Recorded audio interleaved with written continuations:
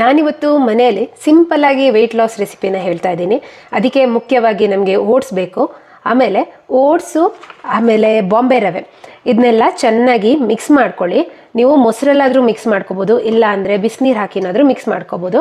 Next ನಾನಿಲ್ಲಿ ಇದನ್ನ ಚೆನ್ನಾಗಿ ಕಲಸಾದ್ಮೇಲೆ ಇದಕ್ಕೆ ಕಟ್ ಮಾಡಿರೋ ಎಲ್ಲ ವೆಜಿಟೇಬಲ್ಸು, ಕ್ಯಾಬೇಜು ಎಲ್ಲ ಚಿಕ್ಕ ಚಿಕ್ಕದಾಗಿ ಕಟ್ ಮಾಡ್ಕೊಳ್ಳಿ, ಕ್ಯಾರೆಟ್, ಆಮೇಲೆ ಕ್ಯಾಪ್ಸಿಕಮ್ಮು, ಆಮೇಲೆ ಈರುಳ್ಳಿ, ಆಮೇಲೆ ರುಚಿಗೆ ತಕ್ಕಷ್ಟು ಉಪ್ಪು, ಇದನ್ನೆಲ್ಲ ಹಾಕಿ ಮಿಕ್ಸ್ ಮಾಡ್ಕೊಳ್ಳಿ.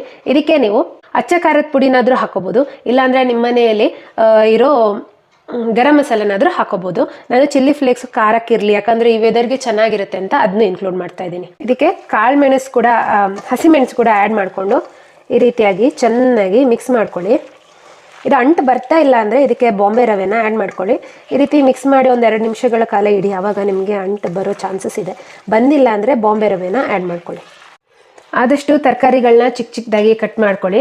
ಇದು ಈ ರೀತಿ ಎಲ್ಲ ಮಾಡಾದ್ಮೇಲೆ ನೀವು ಒಂದು ಬಿಳಿ ಬಟ್ಟೆನ ತಗೊಂಡು ಇದಕ್ಕೆ ತಟ್ತಾ ಹೋಗಿ. ನಿಮಗೆ ಆವಾಗ ಇದನ್ನ ತಟ್ಟೋದಕ್ಕೂ ಸುಲಭ ಆಗುತ್ತೆ, ಮತ್ತು ಇದನ್ನ ಹಂಚ ಮೇಲೆ ಹಾಕಬೇಕು, ಅದಕ್ಕೂ ಸುಲಭ ಆಗುತ್ತೆ. ಅದಕ್ಕೋಸ್ಕರ ನಾನು ಈ ರೀತಿಯಾಗಿ ಬಿಳಿ ಬಟ್ಟೆನ ಒದ್ದೆ ಮಾಡಿ ಅದ್ರ ಮೇಲೆ ತಟ್ತಾ ಇದ್ದೀನಿ.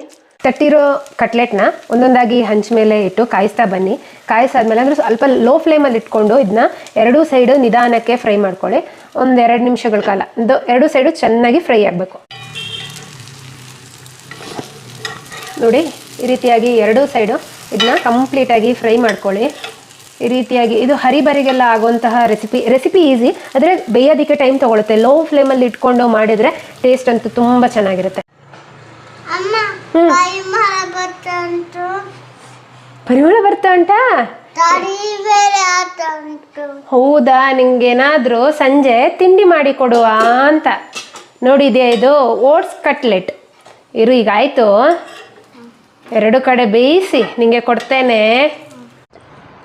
ನೋಡಿದ್ರಲ್ಲ, ಓಟ್ಸ್ ರೆಸಿಪಿ, ಓಟ್ಸಿಂದ ಮಾಡಿರೋ ಕಟ್ಲೆಟ್ ರೆಡಿಯಾಗಿದೆ. ಈಸಿ ಮತ್ತು ಕ್ವಿಕ್ಕಾಗಿ ಮಾಡುವಂತಹ ರೆಸಿಪಿ. ಇದನ್ನ ವೆಯ್ಟ್ ಲಾಸ್ ರೆಸಿಪಿ ಅಂತ ಕೂಡ ಹೇಳ್ಬೋದು. ಈ ರೆಸಿಪಿ ಕಂಪ್ಲೀಟ್ ವಿಡಿಯೋನ ನಾನು ಶ್ರಾವ್ಯಸ್ ಯೂನಿವರ್ಸ್ ಚಾನಲಲ್ಲಿ ಅಪ್ಲೋಡ್ ಮಾಡಿದ್ದೀನಿ, ಪ್ಲೀಸ್ ಚೆಕ್ ಮಾಡಿ.